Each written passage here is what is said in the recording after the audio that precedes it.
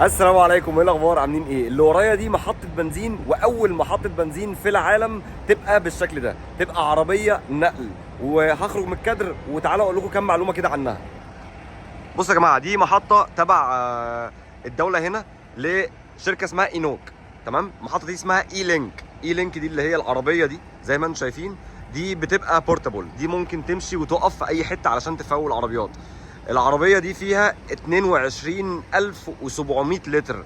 يعني لو قلنا متوسط العربيات اللي هتتفول هنا 60 70 لتر، فهي العربيه دي ممكن تفول اكتر من 300 عربيه. انا العربيه دي معايا وكنت بحط بنزين دلوقتي. عايز اعرف رايكم في المشروع ده، يعني ايه رايكم؟ بصراحه جميل جدا. هنا في مضختين للبنزين، الناحيه التانيه في مضختين، ودي بورتابل، دي ممكن تمشي في اي حته، وبيوفر طبعا مساحه كبيره جدا جدا جدا زي ما انتم شايفين. ودي زي ما انا قلت لك هي اول محطه بنزين في العالم بالشكل ده. هي موجوده في جوميرا، في نخله جوميرا في الامارات العربيه المتحده. فاكتبوا لي رايكم، وكنت حابب ان انا اشارك معاكم التجربه السريعه دي.